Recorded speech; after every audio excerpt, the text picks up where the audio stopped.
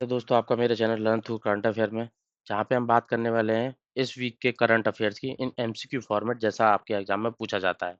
तो मैं साथ साथ में आपको बताऊंगा कि मल्टीपल वे जिसमें एग्जामिनर आपसे क्वेश्चन पूछ सकता है।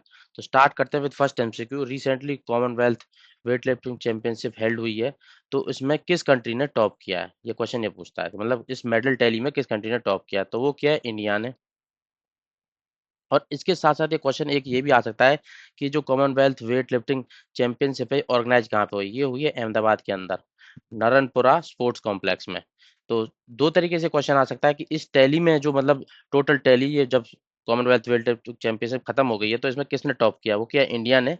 और इसका इनॉग्रेशन मतलब जो ये हेल्ड कहाँ पे हुए थे, ये गेम्स ये हुए थे अहमदाबाद के अंदर। और इसमें अब देखा तो एक तरीके से 40 मेडल इंडिया ने जीते हैं, जिसमें से 27 गोल्ड है। तो इसके साथ साथ साथ इसने इसको टॉप किया है। नेक्स्ट एमसीक्यू हो जाता है कि रिसेंटली ही 200वीं बर्थ एनिवर्सरी सेलिब्रेट की गई है एक महान अनुभव की, जिनका जिनको बोला जाता था कि grand old man of India के नाम से उनको जाना जाता था। तो ये है दादा भाई नेरोजी। दादा भाई नेरोजी की रिसेंटली ही 200वीं बर्थ एनिवर्सरी को सेलिब्रेट किया गया है, उनको grand old man of India के नाम से जाना जाता था। तो ये एक पारसी हैं, ये थोड़ा इनके बारे में ये भी जान लेते हैं डिटेल नॉलेज। ये पारसी हैं, इनको ऑफिशियल एम्बेसडर ऑफ इंडिया के नाम से जाना जाता था, और ये इंडिया के पहले मतलब जो फर्स्ट इंडियन एमपी थे जो ब्रिटिश पार्लियामेंट में सिलेक्ट हुए थे। ठीक है, ब्रिटिश पार्लियामेंट के सिलेक्ट होने वाले पहले इंडियन एमपी थे जो फिंसबेरी सेंट्रल से सिलेक्ट हुए थे। नेक्स्ट इन्होंने ड्रेन ऑफ वेल्थ थ्योरी भी दी थी, और पॉवर्टी ऑफ इंडिया बुक लिखी थी, और उसके साथ poverty and un-British rule of India book भी इन्होंने पब्लिश की थी। 3 बार ये प्रेसिडेंट रहे थे आईएनसी के, इंडियन नेशनल कांग्रेस के, 86, 93 और 1906 के अंदर। और इन्होंने 1906 में जब ये इसके प्रेसिडेंट थे तो उन्होंने Swaraj as a goal declare किया था आईएनसी का। नेक्स्ट हो जाता है केरला ने recently first science based community driven eradication किया एक इन्वेजिव स्पीसीज का। मतलब ये केरला ने गवर्नमेंट ने मतलब कम्युनिटी को इन्वॉल्व करके एरेडिकेट कर दिया है एक इन्वेजिव स्पीसीज का। तो स्पीसीज का नाम ये जानने की कोशिश कर रहा है, तो उसका नाम है सेना स्पेक्टिबिलिस। तो ये इस तरीके की दिखाई देती है। जनरली ये क्या है कि नेटिव ऑफ ट्रॉपिकल अमेरिका की नेटिव स्पीसीज है। बट ये क्या होता है कि इसको इंडिया में यूज किया जाता है as an fuelwood, ornamental and shade purpose के लिए। तो ये क्या है, एक इन्वेजिव स्पीसीज है। इन्वेजिव स्पीसीज क्या होती है, जो दूसरी स्पीसीज को उगने से रोकती है। तो इसलिए केरला ने इसको कम्युनिटी बेस्ड मतलब कम्युनिटी ड्रिवन एरेडिकेट कर दिया है। नाम आपको याद रखने की जरूरत है question examiner point of view से, सेना स्पेक्टिबिलिस। नेक्स्ट क्वेश्चन हो जाता है एक स्पाईवेयर को लेके। स्पाईवेयर का नाम क्या है, ग्रेफाइट। तो ये न्यूज में था, इसको किस कंट्री ने डेवलप किया है और इसका प्राइमरी फंक्शन क्या है। तो इसको डेवलप किया है इजराइल ने। और ये स्पाईवेयर क्या करते हैं, gain remote access and control over mobile phones. मतलब दूसरों के जो मोबाइल फोन का रिमोटली मतलब दूर से ही एक्सेस लेके और कंट्रोल गेन करना, ये इसका मेन पर्पज है स्पाईवेयर का। और ये ग्रेफाइट इसका नाम दिया गया है, और ये इजराइल ने बनाया है। क्वेश्चन कहाँ से आएगा कि जो स्पाईवेयर ग्रेफाइट रिसेंटली न्यूज है वो किस कंट्री ने डेवलप किया, वो क्या इजराइल ने। और नेक्स्ट क्वेश्चन पे हम आते हैं, incentive scheme to promote critical mineral recycling. मतलब क्रिटिकल मिनरल के रिसाइकलिंग के लिए एक स्कीम अभी रिसेंटली लॉन्च की गई है, वो किस मिशन का पार्ट है और उसमें कितना फाइनेंशियल आउटले दिया गया है। तो क्रिटिकल मिनरल को रिसाइकल करने के लिए स्कीम है national critical mission, mineral mission. और उसके लिए 1500 करोड़ का एक आउटले दिया गया है। इसमें क्या किया जाएगा, जो ई वेस्ट वगैरह होते हैं और बैटरी वेस्ट से रिसाइकल करके जो क्रिटिकल मिनरल्स हैं, मतलब किसी भी इकोनॉमी के लिए क्रिटिकल होते हैं, उनको रिसाइकल किया जाएगा ताकि इंपोर्ट डिपेंडेंसी घटे। और दूसरा की दूसरा साथ में इंडिया का आगे बढ़ सके इन ग्रीन फील्ड टेक्नोलॉजीज। इसका टेन्योर होगा 6 साल का, 25-26 से शुरू करके 30-31 तक ये स्कीम चलेगी। इसमें कैपिटल सब्सिडी दी जाएगी 20% की प्लांट एंड मशीनरीज पे। और ये स्ट्रेंथन करेगा इंडिया के क्रिटिकल मिनरल्स की सप्लाई चेन को। जैसे क्रिटिकल मिनरल क्या होता है, जो भी किसी इकोनॉमी के लिए उस टाइम पे इंपॉर्टेंट होते हैं। तो हमारी इकोनॉमी के लिए इंपॉर्टेंट है lithium, cobalt, nickel, rare earth metals. Next question हो जाता है, टीचर्स डे सेलिब्रेट किया जाता है हर साल 5 सितंबर को। तो किसकी बर्थ एनिवर्सरी पे इसको सेलिब्रेट किया जाता है और इसका थीम क्या है।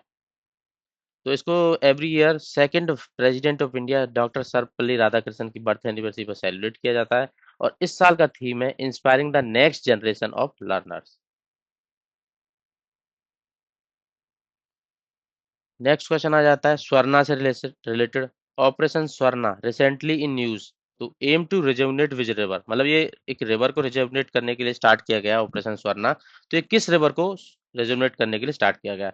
स्वर्णा मिलता जुलता है स्वर्णमुखी से, तो स्वर्णमुखी रिवर को रिजुवनेट करने के लिए स्टार्ट किया गया ये प्रोजेक्ट। और ये रिवर किसके अंदर लाई करती है? ये करती है आंध्र प्रदेश के अंदर। मतलब ये रिवर आंध्र प्रदेश के अंदर लाई करती है, वहां पे इस प्रोजेक्ट को लॉन्च किया गया to rejuvenate this river, Swarnamukhi water body action for river and nala awareness. ये एक ईस्ट फ्लोइंग रिवर है। ये भी जानना एक महत्वपूर्ण पॉइंट ऑफ हो जाता है कि ये रिवर किस किस मतलब सी के अंदर गिरती है जाके, जैसे कि ये बे ऑफ बंगाल में जाकर ड्रेन होती है। मैप में देखें तो ये आंध्र प्रदेश का मैप है, Swarnamukhi river bay of Bengal में जाकर ड्रेन हो रही है। फोकस एरिया होगा इंक्रोचमेंट को रिमूव करना, वाटर फ्लो को रिस्टोर करना, और नेटिव वेजिटेशन को रिस्टोर करना, और वाटर को कंजर्व करना। स्वर्णमुखी रिवर पर इसको स्टार्ट किया गया है।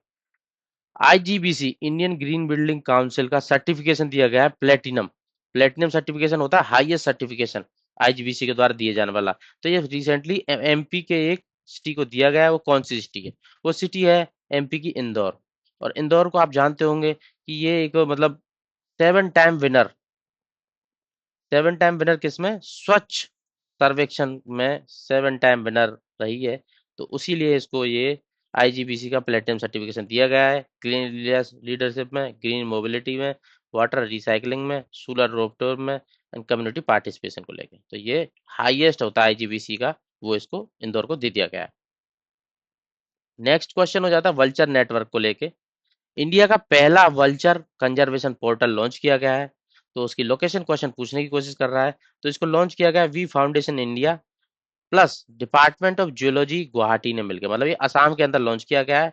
वी फाउंडेशन ने और डिपार्टमेंट ऑफ जियोलॉजी गुवाहाटी ने मिलकर इसको लॉन्च किया गया है। इंडिया का ये पहला वल्चर कंजर्वेशन पोर्टल है। जाते जाते आपके लिए क्वेश्चन, जो इंडिया के अंदर 9 वल्चर स्पीसीज पाए जाते हैं, आपको कमेंट में डालना है उनका, मतलब आप बस ये बताना कि क्रिटिकली इंडेंजर्ड इनमें से कौन से हैं, उनके नाम और उनके साथ साथ नंबर।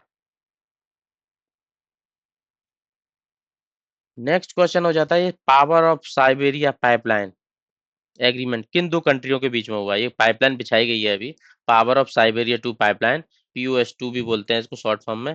ये किन दो कंट्रियों के बीच में इसका एग्रीमेंट हुआ है? ये हुआ रसिया और चाइना में। और ये किसके लिए हुआ है? ये वेस्ट साइबेरिया जो रसिया के अंदर पड़ता है, वहां से northern China via Mongolia, main चीज टू नोटिस, मंगोलिया के थ्रू गैस की पाइपलाइन बिछाई जा रही है। इसका पुराना नाम है अल्ताई पाइपलाइन। इसको अल्ताई पाइपलाइन से भी नाम से भी जाना जाता है। मैप में देख लेते हैं इसकी लोकेशन क्या है।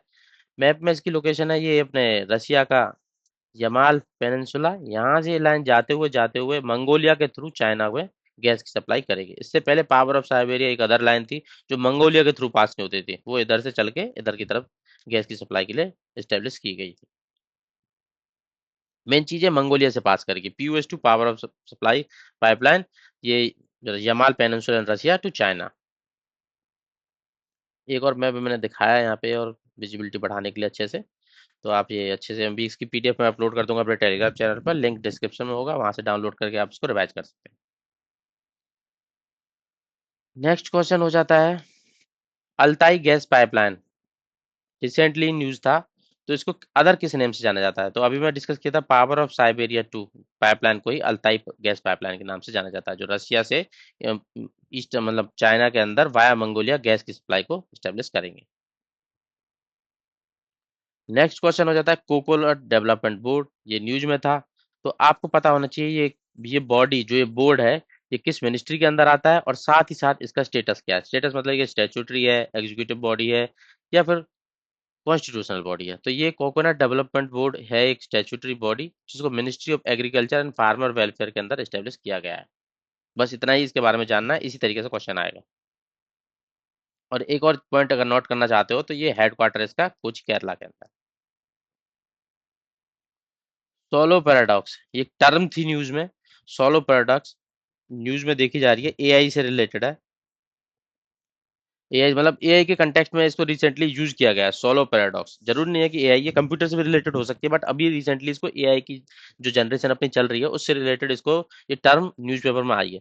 तो इस टर्म का मतलब है कि lack of productivity growth despite widespread use of computer. मतलब ये टर्म ये बताने की कोशिश कर रही है कि जो कंप्यूटर इतना एडवांस हो गया है फिर भी जो प्रोडक्टिविटी निकल के आ रही है वो उतना एडवांस नहीं हो पाई है। मतलब कंप्यूटर ही एडवांस हो रहा है बस, जो प्रोडक्टिविटी आउटपुट निकल के आ रही है उसमें कोई ग्रोथ नहीं दिखा जा रहा। तो इसको बोलते हैं सोलो पैराडॉक्स। ये टर्म मतलब कंप्यूटर एज में जो एडवांसमेंट आती जा रही है जैसे कि एआई आ गया, बट जो एक्चुअल प्रोडक्टिविटी निकल के आती है, ग्रोथ आउटपुट निकल के आती है, उसमें कोई एडवांसमेंट नहीं देखा गया है। तो इसी को एक सोलो पैराडॉक्स के नाम से जाना जाता है। नेक्स्ट एमसीक्यू हो जाता है भारतीय इनिशिएटिव को लेके। भारतीय इनिशिएटिव को किसने लॉन्च किया ये आपको पता होना चाहिए, एपिडा। एक क्वेश्चन तो यही हो गया कि भारतीय इनिशिएटिव को एपिडा ने लॉन्च किया है। तो प्राइमरी एम क्या है इसका? तो इसका प्राइमरी एम होगा एम्पावर करना 100 agri food and agri tech startups को फॉर एक्सपोर्ट एनेबल्ड। मतलब उनको ऐसे 100 agri food agri tech startup होंगे उनको एक्सपोर्ट एनेबल करने के लिए एम्पावर किया जाएगा भारतीय इनिशिएटिव के अंदर। ये एपिडा के द्वारा मतलब स्टार्ट किया हुआ एक इनिशिएटिव है। अब आप जान लेते हैं भारती का फुल फॉर्म जानना जरूरी है, ये भी एग्जामिनर पूछ सकता है आपके एग्जाम में। Bharat hub for agritech resilience advancement incubation for export enablement. इसको लॉन्च किया गया है agriculture process food export development authority APEDA के द्वारा। इसका मेन जो टारगेट है, विजन है, $15 बिलियन एग्री एक्सपोर्ट को अचीव करना है बाई 2030। मतलब $50 बिलियन का एक एग्री फूड एक्सपोर्ट हो जाना चाहिए 2030, ये इसका टारगेट है। और मेनली जो अभी इसमें टारगेट किया जाएगा वो जीआई टैग प्रोडक्ट को किया जाएगा, ऑर्गेनिक फूड को किया जाएगा, आयुष प्रोडक्ट को किया जाएगा, साथ ही साथ लाइव स्टॉक से रिलेटेड प्रोडक्ट्स को यूज किया जाएगा। टेक्नोलॉजी का भी ड्रिवन मतलब टेक्नोलॉजी का भी यूज किया जाएगा, जैसे एआई ब्लॉकचेन आईओटी इन सबको एक साथ इंटीग्रेट किया जाएगा। भारतीय इनिशिएटिव एपिडा के द्वारा लॉन्च किया हुआ 100 agri food and agritech startups को एक्सपोर्ट इनेबल करने के लिए लॉन्च किया गया इनिशिएटिव है। नेक्स्ट क्वेश्चन हो जाता है एनवायरमेंट से रिलेटेड मरीन बायोडाइवर्सिटी ट्रीटी, जिसको बीबीएनजे एग्रीमेंट के नाम से जाना जाता है। यूएन के अंदर ट्रीटी को अप्रूवल दिया है। तो ये किससे रिलेटेड है? Marine biodiversity treaty BBNJ agreement. इस ट्रीटी को किस अदर नाम से जाना जाता है? तो ये ट्रीटी की गई है conserve and sustainably use marine biodiversity in area beyond national jurisdiction. मतलब नेशनल जुरिसडिक्शन से बियॉन्ड जो बायोडाइवर्सिटी है ना उसको सस्टेनेबली एंड कंजर्व करना, इसका मेन पर्पज है बीबीएनजे एग्रीमेंट का, मरीन बायोडाइवर्सिटी ट्रीटी। तो थोड़ा देख लेते हैं इसके बारे में एक्सप्लेनेशन। इसको हाई सी ट्रीटी के नाम से भी जाना जाता है। यूएन क्लॉज के अंदर इसको अडॉप्ट किया गया है।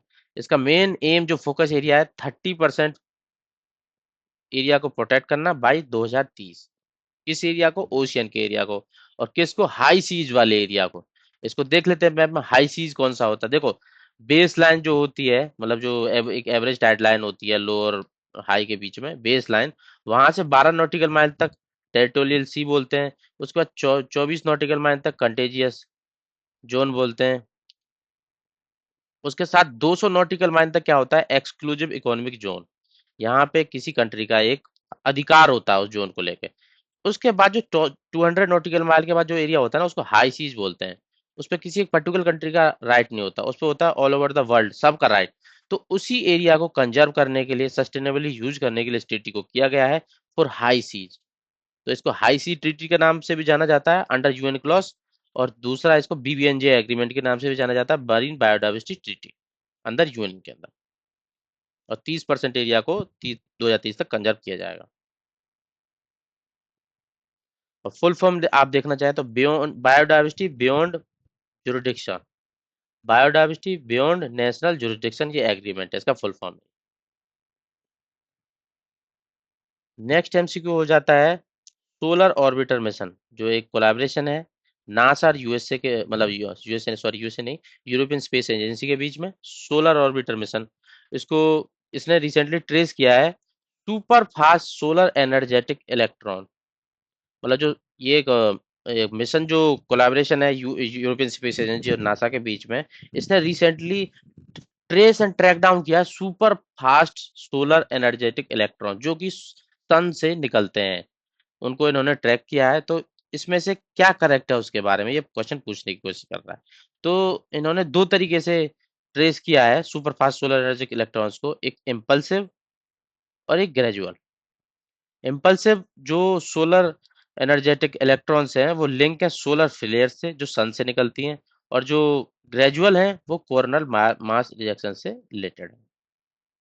तो दो तरीके से इन्होंने ऐसी सोलर एनर्जेटिक इलेक्ट्रॉन्स को ट्रेस किया है। और जाने इसके बारे में थोड़ा डीप में, तो सोलर फ्लेयर्स क्या होती है। सोलर फ्लेयर क्या होते हैं, जो सन के अंदर एक सन स्पॉट होता है, तो उस जगह पे जो हीट को ट्रैप करके रखता है मैग्नेटिक फील्ड, जब मैग्नेटिक फील्ड लूज हो जाता है तो एकदम से जो एनर्जी निकलती है उसको एक तरीके से सोलर फ्लेयर बोलते हैं। तो ये क्या, एक sudden and intense burst of energy radiation from sun surface outer outer atmosphere के अंदर। और ये जो सोलर फ्लेयर्स और ये कोरोनर मास इजेक्शंस होते हैं, ये अपने स्पेस स्टेशन सैटेलाइट्स इन सब को डिस्टर्ब करते हैं। तो उसके लिए इसको अर्ली डिटेक्शन के लिए ये सब काफ़ी हेल्पफुल रहते हैं, ताकि उनको, अगर हमारे एस्ट्रोनॉट्स हों स्पेस में, तो उनको रिकवर बैक किया जाए, और अपने मतलब उनको सेफ गार्ड करने के लिए ये काफ़ी हेल्पफुल रहेगा डेटा। मैग्नेटिक फील्ड के अंदर ये कंजर्व रहता है, बट जैसे ही मैग्नेटिक फील्ड लूज हो जाता है तो ये एनर्जी रिलीज होती है, सडन रिलीज होती है, सोलर फ्लेयर बोलते हैं, और जो ग्रेजुअल रिलीज होती है उसको कोरोना मास इजेक्शन से रिलेटेड है। और आपको मैग्नेट ये जो साइकिल से रिलेटेड भी क्वेश्चन आ सकता है, सोलर साइकिल कितने साल की होती है। सोलर साइकिल होती है 11 साल की, जिसमें बीच में मैक्सिमम आता है फिर मिनिमम आता है। जब मैक्सिमम आता है तो मैग्नेटिक फील्ड स्ट्रांग होता है, तो उस टाइम पे निकलता नहीं है उतना सोलर फ्लेयर्स, बट जब वीक हो जाता है तो सोलर फ्लेयर्स जो मैग्नेटिक फील्ड वीक होने की वजह से रिलीज होती है, उससे काफी सारा डिस्टर्बेंस होता है कम्युनिकेशन सिस्टम को लेकर। नेक्स्ट एमसीक्यू हो जाता है फेज 2 ऑफ निवेशक दीदी दीदी फाइनेंशियल लिटरेसी इनिशिएटिव है जो उसको लॉन्च किया है रूरल वुमेन्स के लिए। तो निवेशक दीदी फाइनेंशियल लिटरेसी इनिशिएटिव जो लॉन्च किया है रूरल वुमेन के लिए किया गया है। तो ये एक तो पॉइंट ये इंपॉर्टेंट हो गया। तो इसको लॉन्च किसने किया है, एग्जामिनर ये पूछने की आपसे कोशिश करेगा। तो इसको लॉन्च किया गया आईईपीएफए मिनिस्ट्री ऑफ कॉर्पोरेट अफेयर ने कोलैबोरेट करके इंडिया पोस्ट पेमेंट बैंक के साथ। पोस्ट पेमेंट बैंक के साथ क्यों कोलैबोरेट किया है, क्योंकि इनका काफी ज्यादा आउट मतलब रूरल एरिया के अंदर इंडिया पोस्ट बैंक के काफी ज्यादा रीच है। तो उसी का यूटिलाइज करके इन्होंने कोलैबोरेट किया है मिनिस्ट्री ऑफ कॉर्पोरेट अफेयर ने फाइनेंशियल लिटरेसी बढ़ाने के लिए इन रूरल वुमेन्स। तो इसके बारे में इतना ही जानना जरूरी है कि ये किसने लॉन्च किया, IPFA investor education production fund of India ministry of corporate के अंदर लाई करता है। कोलैबोरेट करके इंडिया पोस्ट पेमेंट बैंक के साथ इन्होंने इसको इन्वेस्टर एजुकेशन को लॉन्च किया है, निवेशक दीदी को। इसमें क्या किया जाएगा, इन्वेस्टर को प्रमोट करना, education awareness and protection. Next MCQ हो जाता है, रिसेंटली सुप्रीम कोर्ट ने रेफर किया प्रमति जजमेंट, जो प्रमति से रिलेटेड एक केस था 2014 का जजमेंट, उसमें माइनॉरिटी इंस्टीट्यूशन को लेके लार्जर बेंच को रेफर किया गया है। तो ये क्या है, सुप्रीम कोर्ट ने जो प्रमति जजमेंट को माइनॉरिटी इंस्टीट्यूशन से जो रिलेटेड है उसको लार्जर बेंच को अभी रेफर किया है। तो उसका पर्पज ये जानने की कोशिश कर रहा है। तो इन्होंने इसलिए किया कि to reconsider to complete right to education exemption from minority schools. मतलब जो 25% का रिजर्वेशन दिया जाता है ना किसी भी स्कूल में to the weaker section of the society, उसको अभी तक माइनॉरिटी एजुकेशनल इंस्टीट्यूट होते हैं वहां पे इसको कंसिडरेशन में नहीं लिया जाता। मतलब वहां पे इसको 25% का रिजर्वेशन माइनॉरिटी को नहीं दिया जा रहा है, जो अपने सोशली एजुकेशन बैकवर्ड है उनको नहीं दिया जा रहा है। तो उसी को दोबारा से इस प्राइमरी जजमेंट उसी से रिलेटेड है, तो उसी को दोबारा से एक लार्जर बेंच को रेफर किया गया है। मेनली क्या है, जो 25% का कोटा दिया जाता है ना डिस अप्रोप्रिएट सेक्शन को, तो उसके लिए इसको रिकंसिडरेशन में दिया जा रहा है। मतलब अगर आप दूसरे जो सोशली एजुकेशन बैकवर्ड को नहीं दे सकते, तो एटलीस्ट जो माइनॉरिटी उसके अंदर लाई कर रही है, जो सोशली एजुकेशन बैकवर्ड है, उनको कंसिडरेशन में लीजिए। तो इसी से रिलेटेड है, लार्जर बेंच को ये दिया गया है। इस पर एग्जामिनेशन होगा, डिस्कशन होगा, उसके बाद एक आउटकम आएगी, उसको हम फर्दर आने वाले करंट अफेयर्स में डिस्कस करेंगे। डिफेंस से रिलेटेड काफी क्वेश्चन आते हैं, किसी भी तरीके का एग्जाम हो तो उसी से रिलेटेड क्वेश्चन है। एक इंडियन आर्मी ने रेज कर रही है, मतलब अभी इसको रेज करने का स्टार्ट किया है, भैरव कमांडो बटालियन। ये भैरव कमांडो बटालियन, इसका मेन पर्पज क्या रहेगा, आपको इतना पता चल जाएगा ना इंडियन आर्मी जो भैरव कमांडो बटालियन किस पर्पज के लिए मतलब रेज कर रही है, तो बस उसी से क्वेश्चन कन्वर्ट हो जाएगा। तो ये भैरव कमांडो है ना, ये यूज की जाएगी स्विफ्ट स्ट्राइक, मतलब सडन जो प्रिपेयर रहेंगे जो चाइना और पाकिस्तान बॉर्डर पे स्ट्राइक करने के लिए। Bhairav commando should safeguard Indian territory from China and Pakistan. Bhairav commando. तो मेन लाइन इस मतलब क्वेश्चन जानने का बस इतना ही इंपॉर्टेंट हो जाता है इस क्वेश्चन से कि भैरव कमांडो बटालियन किस पर्पज के लिए रेज की जा रही है? चाइना और पाकिस्तान बॉर्डर को सेफगार्ड करने के लिए। और ये पार्ट है इंडिया के जो आर्मी के डिकेड ऑफ ट्रांसफॉर्मेशन 2023 से 2032 तक। नेक्स्ट एमसीक्यू हो जाता है बिहार राज्य जीविका निधि सहकारी संघ लिमिटेड। ये सेल्फ हेल्प ग्रुप है, सहकारी संघ लिमिटेड को सेल्फ हेल्प ग्रुप बोलते हैं। बिहार राज्य जीविका निधि संघ, इसको लॉन्च किया गया है सितंबर में। इसका मेन ऑब्जेक्टिव ये जानने की कोशिश कर रहा है, ये जो सेल्फ हेल्प ग्रुप है बिहार राज्य जीविका निधि संघ, तो इसका मेन ऑब्जेक्टिव क्या है, बस इतना ये जानने की कोशिश कर रहा है। ये इसका मेन ऑब्जेक्टिव है प्रोवाइड कराना अफोर्डेबल क्रेडिट, प्रमोट करना एंटरप्रेन्योरशिप इन रूरल वुमेन, मतलब रूरल वुमेन को मेनली टारगेट किया जा रहा है। उनको क्रेडिट दिया जाएगा सेल्फ हेल्प ग्रुप स्टेब्लिश करने के लिए और प्रमोट करने के लिए एंटरप्रेन्योरशिप क्वालिटी उनके अंदर। बिहार राज्य जीविका निधि सेल्फ हेल्प ग्रुप। तो फंड कैसे ट्रांसफर किया जाएगा? डिजिटल वे में, ताकि लीकेज को रोका जा सके। नेक्स्ट एमसीक्यू हो जाता है Who is the developer of signal star naval flare? Naval flare क्या होते हैं? जैसे मतलब किसी को बताने के लिए कि हम आ चुके हैं, हवा में फायर करते हैं, एक कलर्ड लाइट निकलती है उससे, तो वो एक सोलर, उसको फ्लेयर बोलते हैं, उसको नवल फ्लेयर मतलब ये नेवी वाले भी यूज करते हैं। तो जो सबमरीन है ना, इंडियन नेवी की कलवेरी क्लास की सबमरीन है, उसमें डेवलप किया गया है इनके लिए सिग्नल स्टार। उसका नाम क्या है? Signal star naval flare. Kalvari class submarine के लिए जो प्रोजेक्ट 75 के अंदर बनाई जा रही है, तो किसने डेवलप इसको किया? तो इसको डेवलप किया डीआरडीओ ने। डीआरडीओ के अंदर भी high energy material research laboratory ने इसको डेवलप किया। इस तरीके के कुछ होते हैं कि जब इधर से फायर किया जाए तो आसमान में इस तरीके का सिग्नल दिखाई देता है। तो इससे क्या होगा, इंडिजिनियसली इसने इंडिया ने डेवलप किया है, तो इससे क्या होगा, कम्युनिकेशन एंड सेफ्टी में हेल्प मिलेगी इंडिया। नेक्स्ट क्वेश्चन हो जाता है अर्जुना ड्रोन को लेके। अर्जुना ड्रोन जिसको रिसेंटली डीजीसी ने अप्रूवल दे लिया है, ये agriculture activities like crop spraying के लिए मतलब हेल्पफुल रहेगा। मतलब ये अर्जुना जो ड्रोन ना एग्रीकल्चर एक्टिविटीज में हेल्पफुल रहेगा। तो उसको डीजीसी ने अप्रूवल दिया है। तो इस किस कंपनी ने इसको डेवलप किया, ये क्वेश्चन ये पूछ रहा है। तो इसको डेवलप किया गया है परम्या एरोस्पेस के द्वारा। यूज किया जाएगा एग्रीकल्चर एक्टिविटीज के लिए अर्जुना ड्रोन। नेक्स्ट एमसीक्यू हो जाता है प्रत्यूष रेडियोमीटर है, जिसको डेवलप किया गया है इंडिया के द्वारा कॉस्मिक डॉन को एक्सप्लोर करने के लिए। तो इसको किस लिए डिजाइन किया गया है, ये क्वेश्चन पूछ कर रहा है। तो इसको डिजाइन किया गया, कॉस्मिक डॉन क्या है, मतलब जिस टाइम पे जब जो अंधेरा, जो संसार में अंधेरा था, वो खत्म हुआ और फर्स्ट स्टार फॉर्म हुआ, तो उस टाइम को कॉस्मिक डॉन बोलते हैं। तो उसी को एक्सप्लोर करने के लिए इसको प्रत्यूष रेडियोमीटर को इंस्टॉल किया गया है। कहाँ पे इंस्टॉल किया गया है? फार साइड ऑफ मून पे, जो डिटेक्ट करेगा faint 21 centimeter radio signals from neutral hydrogen during the cosmic dawn। जो कॉस्मिक डॉन है ना, उस टाइम की जो 21 सेंटीमीटर रेडियो सिग्नल है ना, न्यूट्रल हाइड्रोजन की हेल्प से उनको कैप्चर करेगा ये। तो ये डेवलप किया गया है अपना पृथ्वी को, और इसको प्लेस किया जाएगा फार साइड ऑफ मून पे as as shown in the picture. तो कॉस्मिक डॉन होता है कि वो एरा जिसमें डार्क एजेस खत्म हुआ, universe first star Galaxy black hole form होना स्टार्ट हुआ। फार साइड ऑफ मून पे इसको प्लेस किया जाए, और ये हेल्पफुल रहेगा अनलॉक करने में secret of first star and Galaxy. Pratyush का फुल फॉर्म पूछे, probing reionisation of universe using signals from hydrogen.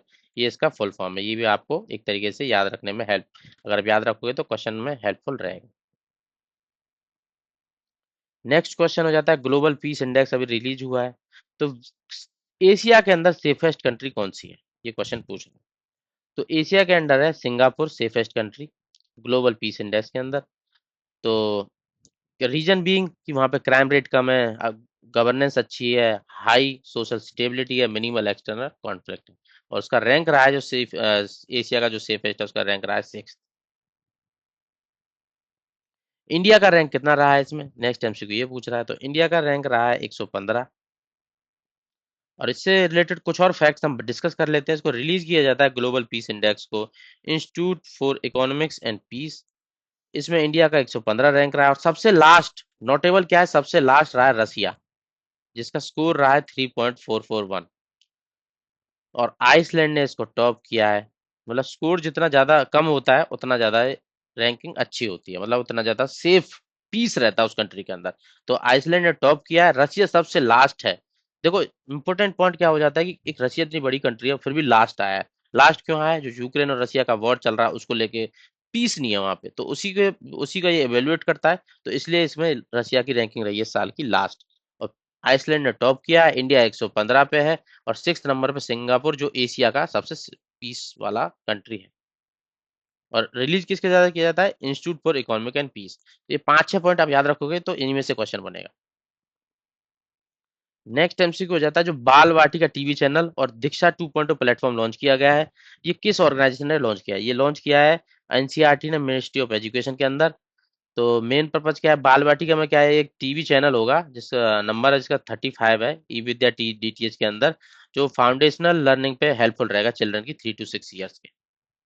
Next दीक्षा 2.0, जिसमें अपग्रेड किया जाएगा digital platform with AI tools के साथ। तो ये एनसीईआरटी ने अंडर एजुकेशन मिनिस्ट्री के अंदर इसको लॉन्च किया है। नेक्स्ट एमसीक्यू हो जाता है तियानजान डिस्क्लेरेशन को लेकर, जो कि जिसको भी रिसेंटली एससीओ समिट में अप्रूवल दिया है, अडॉप्ट किया गया है। तो इसके कुछ पॉइंट्स हैं, इनमें से कौन सा सही है कौन सा नहीं है वो बताना है। तो ये तियानजान चाइना में रिसेंटली रिलीज किया गया है, सही बात है। क्योंकि ये अपनी समिट वहीं पे ऑर्गेनाइज हो गई थी। इसमें इंडिया के विजन को, वन अर्थ वन सब फैमिली वन फ्यूचर को इंडोर्स किया गया है, वसुदेव कुटुंबकम वाले फीचर को। और स्ट्रांगली कंडेम किया गया जो पहलगाम का टेरर अटैक था। तो ये तीनों पॉइंट ही सही हैं, तो इसमें तियानजान डिक्लेरेशन में तीनों को अडॉप्ट किया गया है। नेक्स्ट एमसीक्यू हो जाता है इंडियन आर्मी ने रिसेंटली इंट्रोड्यूस किया गया असनी प्लेटून। ये असनी प्लेटून का सिग्निफिकेंस क्या है? तो ये असली प्लेटून क्या है ना, इंडिया की सब मतलब इंडियन आर्मी की पहली ड्रोन बेस्ड प्लेटून है for surveillance and precision targeting के लिए। ड्रोन मतलब जो मेनली ड्रोन बेस्ड, ये एक मतलब अलग से ड्रोन जो जो ड्रोन्स को यूज करेगी मतलब सर्वेलेंस के लिए और टारगेटिंग के लिए, वो एक अलग से प्लेटून बना दी गई है, उसको बोलते हैं असनी प्लेटून इंडियन आर्मी की। तो डेडिकेटेडली किस रहेगी? ड्रोन एप्लीकेशंस के लिए। इसको डेब्यू किया गया था एक्सरसाइज युद्ध कौशल में, जिसको अरुणाचल प्रदेश के अंदर किया गया था, कंडक्ट किया गया था। तो ये क्या करेगी? रियल टाइम सर्विलेंस करेगी, टारगेट एक्विजिशन करेगी, precision track, integration, multi domain awareness operations. तो ये फ्यूचर रेडी टेक्नोलॉजी इलेवेंट फोर्स को पुश, उसकी तरह में पुश है इंडियन आर्मी का। रेमन मेगासेसे अवार्ड एशिया के कितने मतलब ये एशिया के नोबल प्राइज के नाम से भी इसको जाना जाता है। तो रिसेंटली कितने लोगों को ये अवार्ड मिला है? तो ये मिला है 3 लोगों को, मतलब तीन तीन को ये अवार्ड दिया गया है, जिसको एशिया का नोबल प्राइज बोलते हैं, रमन मेगासेसे अवार्ड। तो इसमें जान लेते हैं किस किस को दिया गया है। ये मालदीव्स की साइना अली को दिया गया है। और इंडिया में एक फाउंडेशन है एजुकेशन गर्ल्स, उसको भी दिया गया है। साथ ही साथ फ्लेवियानो एंटोनियो विलान्यूविया को फिलीपींस को दिया गया है। ये तीन है, ये मालदीव से बिलोंग करती हैं, साइना अली, और ये विलियनोवा फिलीपींस से बिलोंग करते हैं। और इंडिया की तरफ से एजुकेट गर्ल्स एक फाउंडेशन है, उसको दिया गया है। तो एग्जाम के पॉइंट ऑफ व्यू से ये सबसे ज्यादा इंपॉर्टेंट है, क्योंकि इंडिया पर्सपेक्टिव से यही क्वेश्चन में बनेगा, एजुकेट गर्ल्स। तो ये जो अपने विलियनोवा हैं, ये सोशल वर्कर हैं फिलीपींस के। एंटी ड्रग कैंपेन के अगेंस्ट उन्होंने अपना इनिशिएटिव लॉन्च किया, तो इसलिए उनको ये मेगा नोबेल प्राइज मिला है, जिसको रमन मेगासे से बोलते हैं एशिया का। और दूसरा जो एजुकेट गर्ल है वो ट्रांसफॉर्मिंग गर्ल एजुकेशन को लेके एक एनजीओ है। और साइना अली जो मालदीव्स की हैं, उनको एनवायरनमेंट को एक्टिविस्ट हैं वो, उनके लिए प्लास्टिक पॉल्यूशन को रोकने के लिए फाइट करने के लिए उनको ये मेगासेसे अवार्ड दिया गया है। नेक्स्ट एमसीक्यू हो जाता है एक्सरसाइज ये कंडक्ट की गई है अचूक प्रहार। ये किस कंट्री के साथ कंडक्ट की जाती है? तो इससे रिलेटेड क्वेश्चन है। तो क्वेश्चन मत देखो, इसी इसी पॉइंट से बनता है, अचूक प्रहार एक्सरसाइज किस किस के बीच में कंडक्ट की गई है। इतना आपको पता होगा, क्वेश्चन कन्वर्ट हो जाएगा, इससे ज्यादा डीप में जाता ही नहीं है एग्जामिनर। तो इंडियन आर्मी की जो स्पेयर कॉर्प्स है और ITBP, Indo Tibetan border police force है, उनके बीच में इसको एक्सरसाइज को कंडक्ट किया गया है, अचूक परिहार को। उसको कंडक्ट किया गया था अरुणाचल प्रदेश के अंदर, आईटीबीपी और इंडियन आर्मी की स्पेयर कॉर्प्स के बीच में। फोकस मेनली होगा इंटरऑपरेबिलिटी चेक करना और ऑपरेशनल प्रिपेयर्डनेस इन हाई एल्टीट्यूड टेरेन के अंदर। नेक्स्ट एमसीक्यू हो जाता है मत्स्य शक्ति प्रोजेक्ट, अभी रिसेंटली लॉन्च किया गया है, उसका प्राइमरी एम क्या है? तो उसका प्राइमरी एम क्या होगा? मत्स्य शक्ति मतलब फिशिंग से रिलेटेड कुछ प्रोजेक्ट है, तो उसमें ट्रेन करना एम्पावर करना माइनॉरिटीज को, ठीक है, मेन चीज क्या है, माइनॉरिटीज को इस फील्ड में ट्रेन करना, एम्पावर करना through skill development and in aquaculture. ठीक है, मेन एम क्या है, माइनॉरिटी को टारगेट किया जा रहा है इस प्रोजेक्ट के अंदर। तो लाइवलीहुड अपॉर्चुनिटी मिलेगी, स्किल्स के लिए उनको ट्रेनिंग मिलेगी, और इंटरप्रेन्योरशिप को प्रमोट किया जाएगा to social and economic progress of minority community across the nation. और ये पार्ट होगा पीएम विकास का एक, मतलब उसके अंदर एक सब सब प्रोग्राम है पीएम विकास के अंदर, जिसको माइनॉरिटीज के लिए स्टार्ट किया गया है। और स्टार्ट माइनॉरिटी मतलब मिनिस्ट्री ऑफ माइनॉरिटी अफेयर्स के अंदर लाई करेगा। इम्प्लीमेंट किया जा रहा है आईसीएआर पीएमएफआरआई विजन जब रीजन के साथ, और ये पार्ट है पीएम विकास प्रधानमंत्री विरासत का संवर्धन स्कीम के अंदर। नेक्स्ट एमसीक्यू हो जाता है दीन दयाल लाडो लक्ष्मी योजना। दीन दयाल उपाध्याय कहाँ से रिलेटेड है, हरियाणा से रिलेटेड है, तो वहीं पे स्कीम को लॉन्च किया गया है। ये हरियाणा स्टेट की एक मंथली फाइनेंशियल असिस्टेंस स्कीम है वुमेन्स के लिए, और लॉन्च किया गया था दीनदयाल उपाध्याय की बर्थ एनिवर्सरी पे। तो ऑप्शन हो जाता है बी। इसमें 2100 रुपए की फाइनेंशियल असिस्टेंस दी जाएगी। और इसमें एक और नोटेबल पॉइंट है कि ये 23 साल से अबव की एज की वुमेन को दिया जाएगा जिनकी एनुअल इनकम 1 लाख से कम है। 2100 रुपए का स्टाइपेंड दिया जाएगा एक तरीके से, मतलब फाइनेंशियल असिस्टेंस। और इसमें कोई भी बैरियर नहीं, मतलब कोई कैप नहीं है कितने नंबर ऑफ वुमेन को दिया जाएगा। अगर फैमिली की इनकम 1 लाख से कम है तो जितनी भी वुमेन होंगी 23 से एज से अबव, उन सबको ये असिस्टेंस दिया जाएगा। महागौरा फेस्टिवल रिसेंटली ऑर्गेनाइज किया गया है। तो इस तरह के क्वेश्चन क्यों आते हैं, महागौरा फेस्टिवल, तो ये इस क्वेश्चन में जानना जरूरी है कि कहाँ पे कंडक्ट कराया गया है। बस इतना अगर आप जान लोगे तो उससे रिलेटेड ही उसके आसपास उसके आजू बाजू ही क्वेश्चन के साथ थोड़ा नॉलेज और थोड़ा और पढ़ लेना। बस मेन चीज याद रखना कि कहाँ पे कंडक्ट किया गया है। ये कंडक्ट कराया जा रहा है नेपाल और उत्तराखंड के रीजन के अंदर, मतलब ये एक तरीके से नेपाल और उत्तराखंड के साथ इंटीग्रेट करके इसको ऑर्गेनाइज कराया जा रहा है महागौरा फेस्टिवल। नेक्स्ट एमसीक्यू बगाना वॉल्केनो, जो मोस्ट एक्टिव वॉल्केनो मेलेनेशिया के अंदर। तो रिसेंटली कहाँ, मतलब ये एरप्ट हुआ था। तो इस तरह जो वॉल्केनो वगैरह से रिलेटेड होता है ना प्लेस इन न्यूज, तो इसके क्वेश्चन ये आते हैं कि वॉल्केनो कहाँ पे है और किसके अंदर ये लाई करता है, बस उतना आपको पता होगा, बस उसी से क्वेश्चन कन्वर्ट होगा। ये बगाना वॉल्केनो ना, ये पापुआ न्यू गुनिया क्या बोजेनी विले आइलैंड के अंदर ये पड़ता है। लोकेशन हम देख लेते हैं। ये लोकेशन है, ये पापुआ न्यू गिनिया यहाँ पे है, फिलीपींस मतलब पैसिफिक सी के अंदर, इंडोनेशिया के ईस्टर्न साइड में, ऑस्ट्रेलिया के नॉर्थ में। तो उसके अंदर ये बगाना वोल्केनो स्टेब्लिश है। और मेलेनेशिया एक और टर्म न्यूज में थी, मेलेनेशिया के अंदर लोकेटेड है। तो ये मेलेनेशिया जान लेते हैं क्या है।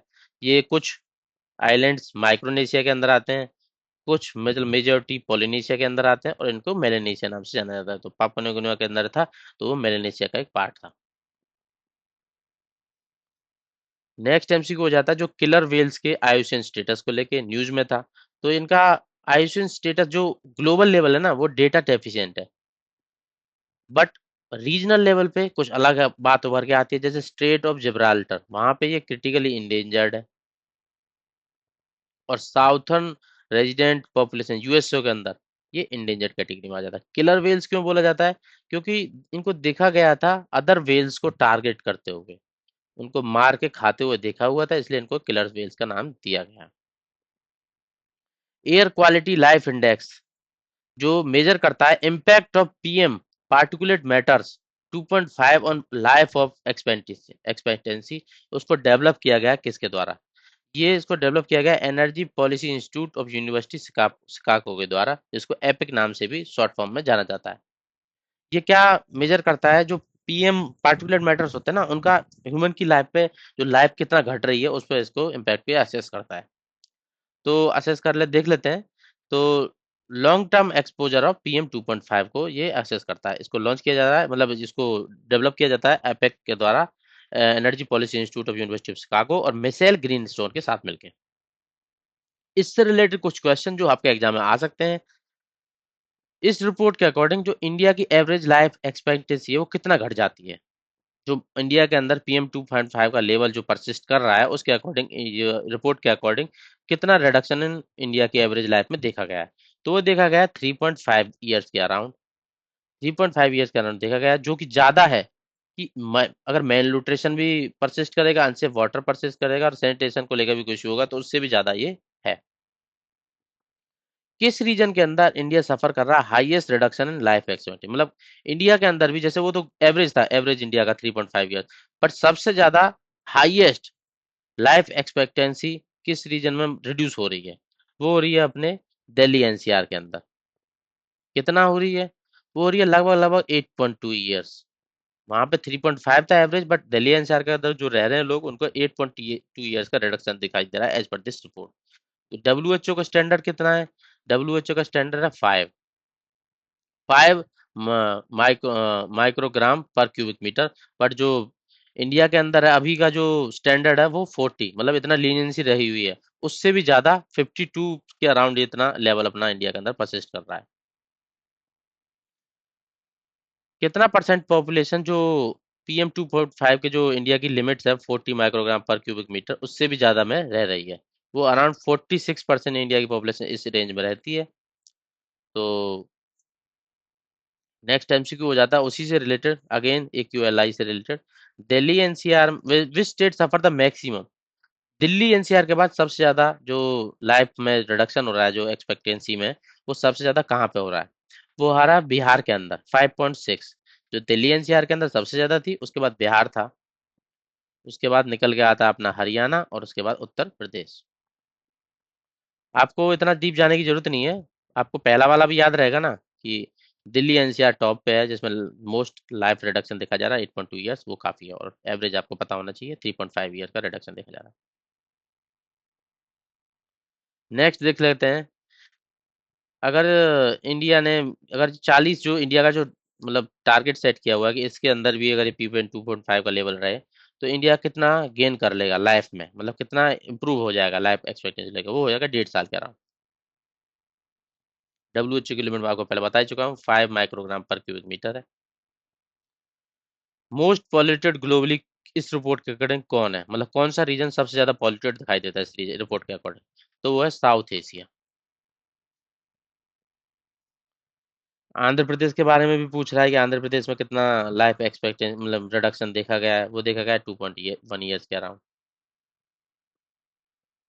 नेक्स्ट एमसीक्यू हो जाता है टाइफून मिसाइल सिस्टम को लेके। ये मतलब मिसाइल सिस्टम क्या है? एक लॉन्चर टाइप है ये यूएस और जापान एक्सरसाइज के अंदर डिप्लॉय किया गया था। तो ये किस तरीके का मिसाइल सिस्टम है? टाइफून ये यूएस का मिसाइल सिस्टम है, ये surface to surface missile system है। देख लेते हैं इसकी इमेज कैसी होती है। इस तरीके का मिसाइल सिस्टम है, ये लॉन्च करता है, हेल्पफुल रहता है। ये मिड रेंज कैपेबिलिटी है इसकी और डेवलप किया गया है लॉकहेड मार्टिन के द्वारा यूएस की। लॉन्च करता है SM-6 जो 320 मीटर की जिसकी रेंज है, और टॉम हॉक क्रूज मिसाइल जिसकी 1500 किलोमीटर तक की रेंज है। मतलब ये लॉन्चर टाइप है। टाइफून मिसाइल सिस्टम एक लॉन्चर है यूएस का जिसको बनाया है लॉकहीड मार्टिन ने। नेक्स्ट एमसीक्यू हो जाता है जो AQLI अभी हमने डिस्कस किया था लाइफ एक्सपीरियंस, इसको डेवलप किसने किया है? इसका बारे में इसको मतलब ये डुप्लीकेसी होगी, एपिक ने इसको डेवलप किया है क्वेश्चन की। नेक्स्ट एमसीक्यू हो जाता है इंडिया का पहला multi lane free flow tolling system कहाँ पे इसको इम्प्लीमेंट किया गया है? इसको किया गया गुजरात के अंदर NH-48 हाईवे पे चोरियासी फ्री फ्री प्लाजा। मतलब इसमें क्या होगा कि जो बैरियर्स होते हैं ना उनको हटा दिया गया है, अब डायरेक्टली फास्टैग की हेल्प से और दूसरा कैमरों की हेल्प से आपका टोल डिडक्शन होगा। FASTag plus ANPR cameras. मीरा स्टार्स रिसेंटली यूज किया गया था जिनको IUCAA के द्वारा मेजर करने के लिए एक्सपेंशन रेट ऑफ यूनिवर्स। मतलब एक लाइन तो ये इंपॉर्टेंट हो जाता है कि मीरा स्टार का किस में यूज किया गया था, एक्सपेंशन रेट ऑफ यूनिवर्स का। तो ये किस तरीके के स्टार है? ये वेरिएबल जायंट स्टार है। वेरिएबल जायंट स्टार मतलब जो इनका जो इल्यूमिनेशन है ना, जो लाइट है इनकी वो चेंज होती रहती है। मतलब जो पल्सेशन साइकिल, जो लाइट की जो एमिट करने की साइकिल है ब्राइटनेस की, वो पल्सेट होती रहती है। जिसका टाइम पीरियड है 100 to 1000 ईयर। इसको स्टैंडर्ड कैडल के नाम से जाना जाता है टू मेजर कॉस्मिक डिस्टेंस। एक मतलब अगरबत्ती की तरह जलती रहती है, बुझती है फिर जलती है, ब्राइटनेस चेंज होती है, पल्सेट होती रहती है। नेक्स्ट एमसीक्यू हो जाता है बोर्डेक्स मिक्सचर जो रिसेंटली न्यूज में था कर्नाटक में प्लांटेशन को लेके। ये क्या है? ये एक फंगीसाइड और हर्बिसाइड है। देख लेते हैं किस तरीके का दिखाई देता है बोर्डेक्स मिक्सचर। इसको लाइम को मिला के और साथ में कॉपर सल्फेट को मिक्स करके और पानी मिक्स करके इस तरीके का मिक्सचर बनता है जो फंगी नेचुरल फंगीसाइड और बैक्टीरियासाइड की तरह यूज किया जाता है। ऑर्गेनिक फार्मिंग में इसको यूज किया जा रहा है फंगल और बैक्टीरियल क्रॉप डिसीज को रोकने के लिए। आदिवानी एक लॉन्च किया गया प्लेटफॉर्म गवर्नमेंट ऑफ इंडिया के द्वारा, ये क्या है? ये प्लेटफॉर्म लॉन्च किया गया है, एक AI powered tribal language translator है, जिसमें मतलब ट्राइबल की जो लैंग्वेज होती है उनको ट्रांसलेट करने के लिए इसको यूज किया जाएगा, आदिवानी। अभी इसमें जो सपोर्ट करता है संथाली, भीली, मुंदेरी, गोंडी, इन लैंग्वेज को सपोर्ट करता है। फ्यूचर में क्यूई और गारो पर भी काम किया जा रहा है। एनजीओ ने जो इंडिया का पहला एनजीओ बनाया है रमन मैगसेसे अवार्ड जीतने वाला, ये मैंने अभी डिस्कस कर लिया था, वो बना एजुकेट गर्ल्स, जिसको इंडिया का मतलब नोबेल प्राइज बोला था एशिया का। दिक्को डांस किस फेस्टिवल में परफॉर्म किया जाता है? ये परफॉर्म किया जाता है मेलापत फेस्टिवल ऑफ जम्मू कश्मीर में। इतना आपको याद रहेगा, क्वेश्चन कन्वर्ट हो जाएगा। थोड़ा देख लेते हैं किस तरीके का डांस होता है, इस तरीके का डांस दिखाई दे रहा है जम्मू कश्मीर में मेलापत के अंदर इसको किया जाता है। नेक्स्ट न्यूज हो जाती है वृंदावनी वस्त्र। अब वृंदावनी वस्त्र सुनते ही लोग सीधा यूपी का आंसर का क्वेश्चन लगा देंगे। तो वृंदावनी वस्त्रा यूपी से रिलेटेड नहीं है, ये रिलेटेड है silk textile depicting Krishna's life for Assam, from Assam. मतलब जो सिल्क के टेक्सटाइल पे जो कृष्णा की जो लाइफ है ना उसको दिखाया गया है, तो ये असम से रिलेटेड है। वृंदावनी वस्त्रा असम से रिलेटेड है। इस तरीके का कुछ दिखाई देता है जिसमें कृष्णा की जो लाइफ है ना उसको सिल्क के टेक्सटाइल पे दिखाया गया है। और इससे ज्यादा जानने की जरूरत ये है कि ये आसाम से तिब्बत गया था, तिब्बत से ब्रिटिश म्यूजियम में चला गया था, अभी इसको दोबारा से आसाम के एग्जीबिशन में 2027 तक लाया जाएगा। मासो पीरो ट्राइब, ये मासो पीरो ट्राइब न्यूज में थी, ये कौन सी ट्राइब है, कहाँ पे है, लोकेशन आपको पता होनी चाहिए किस कंट्री की ये ट्राइब है।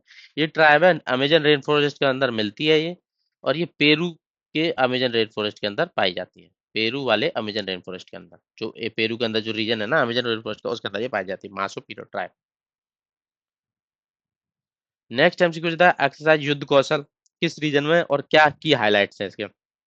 इसको अरुणाचल प्रदेश में कंडक्ट कराया गया था, मल्टी डोमेन्स वॉरफेयर रेडीनेस, और इसी में अश्विनी जो प्लेटून है ना ड्रोन के लिए डेडिकेटेड, उसको लॉन्च किया गया था। एक्सरसाइज युद्ध कौशल।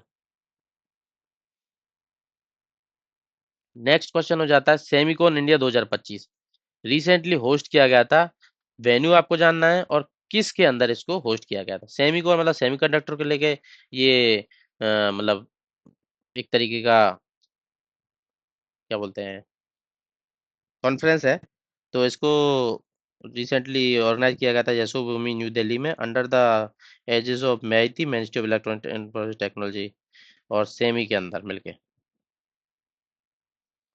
और ये इंटरनेशनल कन्वेंशन एक्सपो सेंटर के अंदर इसको ऑर्गेनाइज कराया गया था। एक्सरसाइज युद्ध अभ्यास जो कि इंडिया और यूएस की एक मिलिट्री ड्रिल है।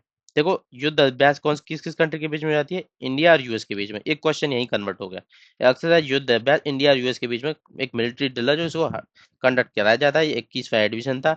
तो इस साल का एडिशन कहाँ पे ऑर्गेनाइज कराया जा रहा है, ये कराया जा रहा है अलास्का के अंदर।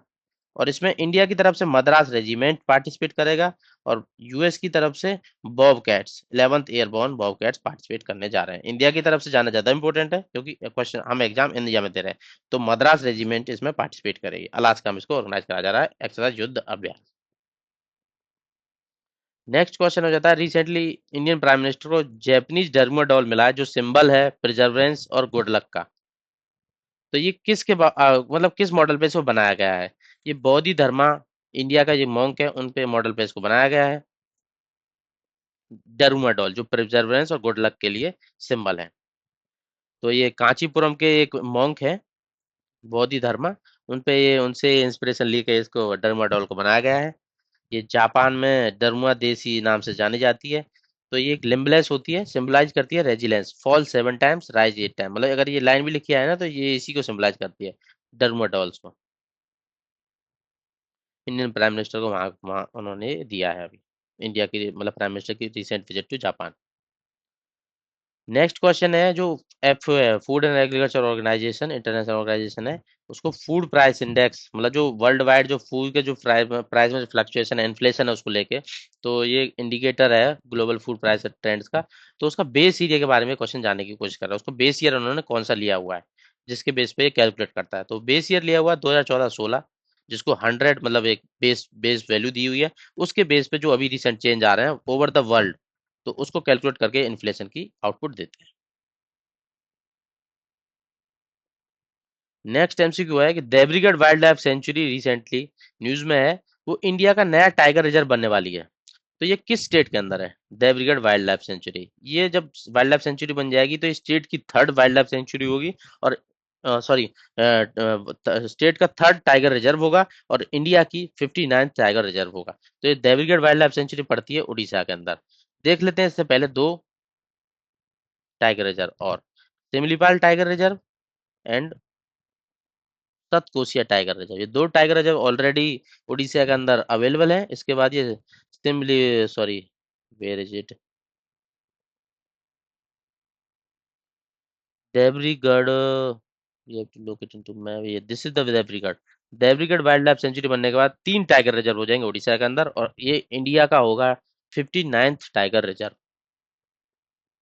तो इससे पहले ही जो 50th टाइगर रिजर्व बना है वो माधव टाइगर रिजर्व है, एमपी के अंदर। लोकेशन के बारे में जानना चाहें तो हीराकुंड डैम के पास ये पड़ता है। नेक्स्ट एमसीक्यू हो जाता है एनआईआरएफ रैंकिंग रिलीज हुई है, तो इससे रिलेटेड क्वेश्चन जल्दी जल्दी डिस्कस कर लेते हैं। देखो ओवरऑल कैटेगरी में किसने टॉप किया है? ये किया मद्रास ने। और यूनिवर्सिटी कैटेगरी में किसने टॉप किया है? आईआईसी बेंगलुरु ने। मैनेजमेंट में आईआईएम अहमदाबाद। और नेक्स्ट इज मेडिकल कैटेगरी में एम्स दिल्ली ने टॉप किया है। मतलब ये रैंकिंग देती है एनआईआरएफ कि कौन सा इंस्टीट्यूट किस रैंकिंग लेवल पे है, कैसा उसका इंफ्रास्ट्रक्चर है, कैसा उसमें एजुकेशन आउटपुट है, वो सब के बेस पे रैंकिंग निकालता है। और लॉ कैटेगरी में NLSR Hyderabad, sorry no no no, NLSIU Bengaluru ने टॉप किया है। तो ये national law school of Indian university first rank इसको लॉ लॉ कैटेगरी में मिला है। तो अगर आप मतलब ये एग्जाम टिप में दी हुई है, ये ओवरऑल कैटेगरी में मद्रास, बेंगलुरु यूनिवर्सिटी में, अहमदाबाद मैनेजमेंट में, मेडिकल में AIIMS Delhi, IIT Roorkee architecture में, और जामिया हमदर्द फार्मेसी में टॉप किया है। स्पाई सैटेलाइट न्यूज में था ओफेक 90, ये किस कंट्री ने लॉन्च किया, मतलब स्पाई करने के लिए सैटेलाइट यूज किया जाएगा, ये क्या है? इजराइल ने यूज। इसका इक्विप्ड किया गया है सिंथेटिक अपर्चर रेडार के साथ, जो all weather day and night surveillance देगा 50 सेंटीमीटर तक के ऑब्जेक्ट को। लो अर्थ ऑर्बिट में ये रिवॉल्व करेगा satellite. First women chief justice of India कौन बनने जा रहा है 2027 में? वो बनने जा रही है बीवी नागरत्ना। ये बस सर्व करेंगी 36 डेज के लिए, क्योंकि ये अभी तक सीनियर है। जब इनको अपॉइंट किया जाएगा ना, तो इनको 65 ईयर्स एज आने में बस 36 दिन का ही पीरियड रहेगा। तो 65 ईयर जो एज होती है वो रिटायरमेंट एज होनी चाहिए, जज of high court, B it chief justice और जज सुप्रीम कोर्ट का। तो सुप्रीम कोर्ट में 65 एज पर रिटायर हो जाता है, तो इसलिए उनको इनका जो पीरियड होगा ना शॉर्टेस्ट होगा अभी तक का, 36 डेज का। और इसके अगेंस्ट में अगर देखें तो हाई कोर्ट का पीरियड कितना होता है? हाई कोर्ट का पीरियड होता है 62 ईयर्स का। तो यहाँ ये 65 ईयर्स पे बात चल रही है, तो 36 डेज सर्व करेंगे। इंडिया का largest lithium ion battery manufacturing plant लगने जा रहा है। वो कहाँ जा रहा है? हरियाणा के अंदर, मानेसर के अंदर इसको स्टेब्लिश किया जाएगा। सोना के अंदर, सॉरी मानेसर नहीं था, गलती से स्लिप हो गया था, सोना के अंदर इसको स्टेब्लिश किया जा रहा है। ठीक है। इसकी कैपेसिटी क्या होगी? 20 करोड़ बैटरी पैक बनाने की, 40% इंडिया की कैपेसिटी को, मतलब जो रिक्वायरमेंट को मीट करेगा। नेक्स्ट एमसीक्यू हो जाता है सैंपल रजिस्ट्रेशन सिस्टम, जो स्टैटिस्टिकल रिपोर्ट आ गई है, तो उसके अकॉर्डिंग इंडिया में अभी रिसेंटली क्या क्या चेंजेस आए हैं वो हम बात कर लेते हैं। जो इंडिया का जो टोटल फर्टिलिटी रेट है ना नेशनल लेवल पे, उसमें कितना चेंज आया है? ये 2023 की रिपोर्ट है, उसका डेटा अभी पब्लिश किया गया है। तो जो टोटल फर्टिलिटी है ना इंडिया का, वो 1.9 हो गया है। जो रिप्लेसमेंट लेवल होता है 2.1, उससे भी नीचे चला गया है। और इस जो टीएफआर है, इसके अंदर बिहार का सबसे हाई है 2.8, और दिल्ली का सबसे लोएस्ट है 1.2। नेक्स्ट एमसीक्यू हो जाता है इन्फेंट मोर्टेलिटी रेट को लेके। इन्फेंट मोर्टेलिटी रेट क्या होता है? जो 1 साल से कम तक के बच्चे होते हैं, वो कितना हजार में से कितना मतलब कितना क्या डेथ हो जाती है विद इन ए ईयर। तो उसमें एज पर द सर्वे तो लोएस्ट किसके अंदर है, मतलब किसने अच्छा काम किया है इस पे, तो ये डेफिनेटली केरला ही होगा, क्योंकि यही अच्छा काम करता है इन सब फील्ड में मेडिकल को लेके। तो छत्तीसगढ़ में और एमपी और यूपी में काफी ज्यादा है, और केरला के अंदर सबसे लोएस्ट है। नेक्स्ट एमसीक्यू हो जाता है कि अंडर 5 मोर्टेलिटी रेट को लेके इसमें 2023 में क्या चेंजेस आए हैं, तो इसमें भी इंप्रूवमेंट हुआ है, 29 हो गया है। पहले जो कि 30 था अभी वो 29 तक आ गया है, तो इसमें भी एक इंप्रूवमेंट देखा गया है। नेक्स्ट एमसीक्यू हो जाता है सीबीआर को लेके, क्रूड बर्थ रेट को लेके 2023 में। इसमें क्या होता है, जो बर्थ रेट होता है ना, उसको डिवाइड कर देते हैं उस टाइम की पॉपुलेशन से मिड ईयर में। तो वो किसमें हाईएस्ट देखा गया है, जो बर्थ रेट है वो किसमें हाईएस्ट देखा है, वो देखा गया बिहार में। बिहार के अंदर ही सबसे ज्यादा ये बढ़ रहा है, और तमिलनाडु में लोएस्ट देखा गया है। सेक्स रेशियो बर्थ, मतलब जो सेक्स बर्थ के टाइम पे कितना सेक्स रेशियो निकल के आया है इस रिपोर्ट के अकॉर्डिंग, वो निकल के आया है 917। जिसमें जो पिछला जो रिपोर्ट आया था उसके अगर 914 था, तो काफी सारा चेंजेस इसमें दिखाई दिया है। और छत्तीसगढ़ में सबसे ज्यादा है 974। Point to remember is lowest Uttarakhand में 868। तो this can be your probable question कि sex ratio at the birth सबसे कम इस बार दिस रिपोर्ट किसके अंदर है, वो है उत्तराखंड के अंदर। कुछ डेटा मैंने दिया हुआ है यहाँ पे in like infographic format, refer कर लेना, अच्छा रहेगा आपके लिए।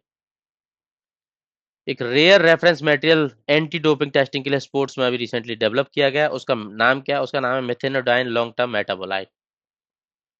तो इसको एनडीटीएल और एनआईपीआर गुवाहाटी ने डेवलप किया है जॉइंटली, नेशनल डोप टेस्टिंग की लेबोरेटरी और एनआईपीआर गुवाहाटी ने मिलकर।